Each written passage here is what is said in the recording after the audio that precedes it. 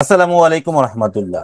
প্রিয় শিক্ষার্থী, আজকে আমি তোমাদের সঙ্গে আলোচনা করছি কিভাবে তুমি সিভি এক পেজে উল্লেখ করবে। কারণ তোমার পরীক্ষার প্রশ্নেই বলে দিবে CV should not exceed 1 page. CV এক পেজের বেশি লেখা যাবে না। সো সিভিতে মার্কস কিন্তু 8। এই 8 মার্কসটা পাওয়াটাই টাফ। কেন টাফ জানো? অনেকেই বুঝো না। তোমার সিভি এরকম করে লেখা দাও, মানে এপিট এপিট, নো করা যাবে না। আবার কেউ এপিট এপিটও লেখো, এটাও করা যাবে না। সিভি 1 পেজ বলেই দিবে শুড নট এক্সিড 1 পেজ। তার মানে 1 পেজের বেশি যাওয়াই যাবে না, গেলেই মার্কস কমে যাবে, অর্ধেক হয়ে যাবে। তাহলে এখন সিভি 1 পেজে কিভাবে শেষ করবে সেটা নিয়ে আজকের আমার আলোচনা হবে। সো চলো তোমাদেরকে আমি একটু দেখিয়ে দিই। ওকে, আমি যখন পরীক্ষা দিব সিভি লিখবো, হ্যাঁ, যে পেজটাতে আমি সিভি লিখবো সেই পেজটা অবশ্যই আমার এমন মার্জিন করতে হবে। আমি বলে দিই, যেমন আমি যদি এখানে মার্জিন করি, সিভির পেজের মার্জিন গুলো 1/2 ইঞ্চি হবে। কেমন হবে? 1/2 ইঞ্চি, 1 ইঞ্চি নয়। ওকে, উপরটা হবে 1/2 ইঞ্চি, নিচটা হবে কি 1/2 ইঞ্চি। বুঝতে পারছো? দেখো এই দিকটা আমি কত কম রাখছি। তাহলে সিভির যে পেজটাতে আমি লিখবো সেই পেজটা কেমন হবে? 1/2 ইঞ্চি মার্জিন যুক্ত হবে। এটা প্রথম কন্ডিশন আমার।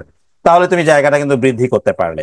এবার সেকেন্ড পরামর্শ দেখো, আমি তোমাদেরকে বলি সিভিতে কিন্তু পূর্ণাঙ্গ মার্কস যদি পেতে চাও তোমাকে গাইডলাইন গুলো ফলো করতে হবে। 1 পেজের বেশি লেখা যাবে না, পূর্ণাঙ্গ ঠিকানা ব্যবহার করা যাবে না, হ্যাঁ, পূর্ণাঙ্গ মোবাইল নাম্বার দেওয়া যাবে না, প্রশ্নে প্রদত্ত তথ্য ব্যবহার করতে হবে। পরীক্ষা প্রশ্নের পত্রিকার নাম থাকবে বা পোস্টের নাম থাকবে, পাশকৃত বিষয়ের নাম থাকবে, এগুলো হুবহু লিখতে হবে। এগুলো চেঞ্জ করলেই মার্কস কমে যাবে। সিভিতে মার্কস কম, কিন্তু প্যারাটা বেশি। এই প্যারাগুলোকে আমি কমিয়ে দিচ্ছি তোমাদের জন্য। চলো একটা সিভি ফরম্যাট দিচ্ছি, এটাই মুখস্থ করবে, বা তুমি যে সিভি ফরম্যাটটা শিখেছো সেটাই মুখস্থ করবে। শুধুমাত্র কি করবে? আমার থিওরিটাকে প্রয়োগ করবে। ওকে না? তাহলে দেখো, পরীক্ষার প্রশ্ন এরকম দিয়েছে, ইমাজিন ইউ আর সিনথিয়া ওয়ারসাদা, নাম থাকবে। তারপর যদি নাম তোমার থাকে তাহলে তুমি এই নামটাই তোমাকে ইউজ করতে হবে।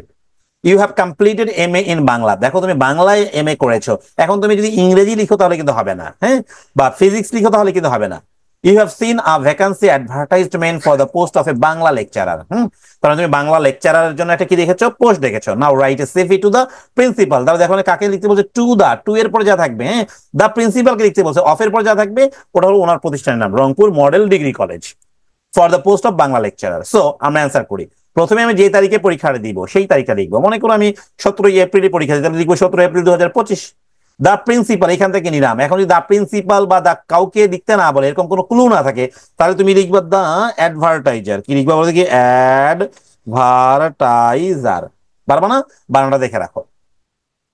তারপরে যে প্রতিষ্ঠানের নামটা দেখবে সেই প্রতিষ্ঠানের নামটা তুমি এখানে উল্লেখ করে দিবে, ঝামেলা শেষ। অথবা অথবা তোমাকে কি লিখতে হবে? এক্স ইনস্টিটিউশন, কোনো নাম না থাকলে। সাবজেক্ট দেখো application for the post of. Post অফে পরীক্ষার প্রশ্নে কিন্তু পোস্ট অফ কথা থাকেই, হ্যাঁ, এই দেখো পোস্ট অফ। তাহলে পোস্ট অফের পরে কি রয়েছে? বাংলা লেকচারার। তুমি এখানে বসিয়ে দিবে বাংলা লেকচারার। ডান। এই বাংলা লেকচারার বসালে তোমার এখানে কাজ কিন্তু শেষ হয়ে যাবে। এবার দেখো, sir in response to your advertisement published in the daily star. এই পত্রিকার নামটা পরীক্ষার প্রশ্নে যা থাকবে তা দিতে হবে। এখন দেখা গেল যুগের আলো আছে, যুগের আলো দিতে হবে। প্রথম আলো আছে, প্রথম আলো দিতে হবে। ওকে, এই লেখাগুলো তুমি ছোট ছোট করে লিখবে এবং নির্ভুল, বানান নির্ভুল রাখার চেষ্টা করবে। Dated on 25 March 2024 for the post of Bangla lecturer. I want to offer myself as a candidate for the same. বলা হচ্ছে আমি এই পদের একজন যোগ্য প্রার্থী হিসাবে আমাকে অফার করছি। মাই এডুকেশনাল কোয়ালিফিকেশনস, আমার শিক্ষাগত যোগ্যতা সমূহ, অ্যান্ড আদার নেসেসারি পার্টিকুলার্স, অন্যান্য প্রয়োজনীয় বিষয়সমূহ আর গিভেন বিলো নিচে দেওয়া হলো ফর ইউর কাইন্ড অ্যাটেনশন। এটা একটু ছোট করে লিখলেই হয়ে গেল, মানে এটা লিখতে হবে পুরোটাই, হ্যাঁ, বাদ দেওয়ার কিছু নেই। May I therefore pray and hope that you would be kind enough to give me the chance to prove my competence for the post। এটা সুন্দর করে লিখবে। এরপরে এসে দেখো এই যে সিভি কারিকুলাম ভিটা, এটা বানান মুখস্থ না থাকলে তুমি এইভাবে সিভি লিখে দিবে, তাও হয়ে যাবে। ডান। এবার দেখো নেমটা কি হবে? পরীক্ষার প্রশ্নে যে নাম থাকবে সেই নাম। ফাদার্স নেম কি হবে? তোমার পরীক্ষার প্রশ্নে কিন্তু বাবার নাম দেয়া থাকবে না। সো তোমার বাবার নাম যেটা তুমি সেভাবে লিখবে। যেমন আমার বাবার নাম যদি হয় মাহবুবুর রহমান, আমি তাই দিয়েছি এম রহমান। কারো বাবার নাম যেটা হবে সেটা দিয়ে দিবা, মায়ের নাম এভাবে বানাবা। এইবার দেখো আমি 1 পেজে করার জন্য কিছু বলছি। দেখো তুমি এটা করতে পারো এরকম, প্রেজেন্ট অ্যাড্রেস, এটাকে আর পার্মানেন্ট অ্যাড্রেস, আমি 2টা লাইন করেছি না, তোমরা 2টা লাইন না করে কি করবে? Present and permanent address. তাহলে কি করবে?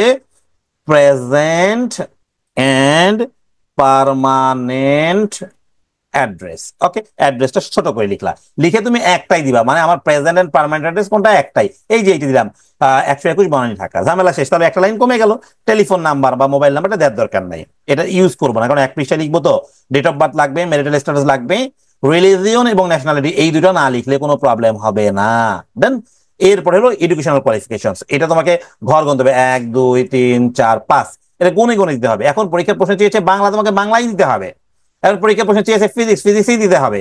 এখন তোমাকে পরীক্ষার প্রশ্নে বললো ইউ হ্যাভ কমপ্লিটেড এসএসসি, তুমি এসএসসি পাস করেছো, তাহলে তোমার তো এই MA BA এগুলো তো যাওয়ার দরকার নেই, তুমি এসএসসি শুধু দিবে, একটা বক্স হবে। তারপর বলো এসএসসির পর তুমি ডিপ্লোমা পাস করছো, তাহলে এসএসসি এবং ডিপ্লোমা দিবে, তাহলে এগুলোর দরকার নাই। বুঝতে পারছো ব্যাপারটা? এই সিভির উপর বিস্তারিত তোমাকে বুঝতে হবে ব্যাপারটা। হ্যাঁ, পরীক্ষার প্রশ্ন কি বলছে। তাহলে আমি যে প্রশ্নটা দেখালাম, তুমি MA কমপ্লিট করেছো কিসের উপর? বাংলার উপরে। MSc হলে তুমি কি যদি ফিজিক্স হতো তাহলে MSc সায়েন্সের সাবজেক্ট, আর যদি কমার্সের সাবজেক্ট হতো, অ্যাকাউন্টিং আসতো, তাহলে এখানে MBA লিখতে হতো এইভাবে। তাহলে MA BA, হ্যাঁ, MSc BSc, MBA BBA, এটা বুঝতে পারছো? আর SSC SSC দুটোই সায়েন্স দিবা, হ্যাঁ, সায়েন্স থেকে এগুলো মাইগ্রেট হওয়া যায়।